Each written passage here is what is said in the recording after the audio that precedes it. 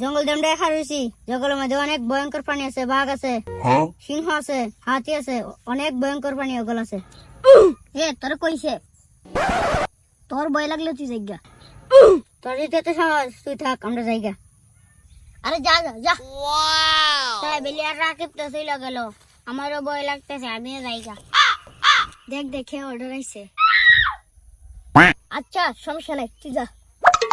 ঠিক আছে, তোরা দেখে শোনা থাকিস। এই কথা বলে সজীব সেখান থেকে চলে যায়। তারপর কি হলো দেখুন। সাহেব আলী আর রাকিব গেল, সজীবের মতন সাহসী বেটাও গেল। এটা আমি মানতে পারতাছি না। গ্যাসের সমস্যা নাই, চল আমরা দুজনকে ঘুরে যাই। ঠিক আছে চল। 5 জন থেকে 3 জন চলে গেল, রইল তারা 2 জন।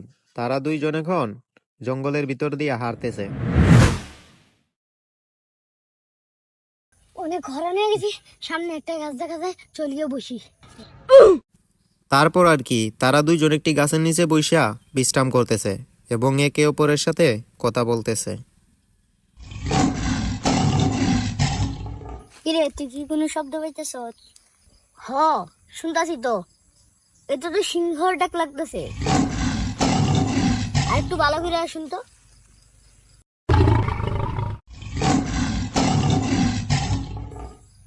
আরে এই যে সিংহ। সিংহ তো গাছ উঠতে পারে না, চল আমরা গাছ উঠি। আমি তো গাছ উঠতে পারি না, তুই আমার গাছ বসে যাবি। এই বেটা অনেক আমরা গাছ উঠে গেল। তারপর আর কি, সিংহ তাদের দিকে আসতেছে। ওই দিকে যা হলো আপনারা জানেন। এখানে দেখতে পারছেন যে বন্ধুটি গাছে উঠতে পারে সে গাছে উঠে যাচ্ছে, আর গাছে উঠে সে নিচের দিকে তাকিয়ে দেখতেছে। ওপর দিকে তার বন্ধুটি মাটিতে শুয়ে পড়ল, কারণ সে জানে সিংহ মৃত মানুষ খায় না।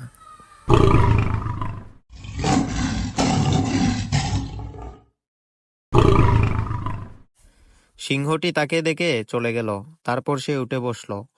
উঠে বসার পর সে ওই দিকে তাকিয়ে দেখলো তার বন্ধু তার দিকে আসতেছে।